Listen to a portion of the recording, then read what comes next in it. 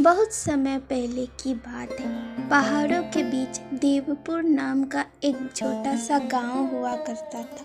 वहां पर एक गरीब किसान रहता था जिसका नाम गोपाल था। गोपाल बहुत मेहनती और ईमानदार इंसान था। उसके परिवार में उसकी पत्नी गौरी और दो छोटे बच्चे रहते थे। गोपाल दिन रात खेतों में काम करता, लेकिन उसके पास अपना खेत नहीं था। वो गांव के सबसे अमीर और लालची जमींदार धर्मदास के खेतों में मजदूरी करता।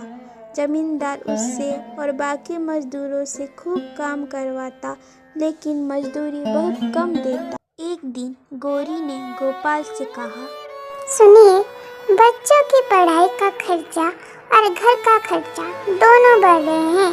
क्यों ना आप धर्मदास जी से कहिए कि वो थोड़ा मजदूरी बढ़ाएं। मैं जानता हूँ गौरी, लेकिन वो बहुत कंजूस और जालिम आदमी है।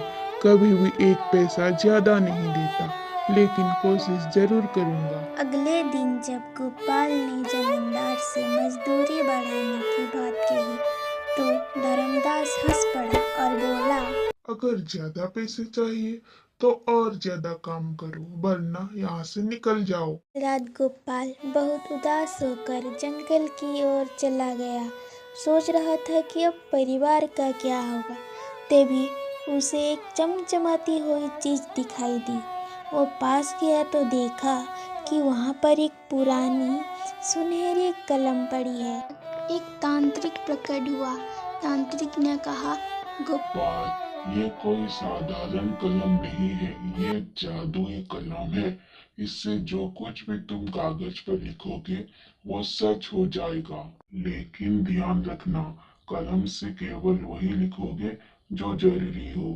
लालच करोगे तो बुरा फंसोगे। गोपाल घर आया और रेखा को सारी बात बताई। गौरी बोली, अगर ये सच है तो क्यों ना सबसे पहले बच्चों की पढ़ाई का इंतजाम करें। गोपाल ने कागज पर लिखा, मेरे बच्चों के पास किताबें और फीस भरने के पैसे नहीं है।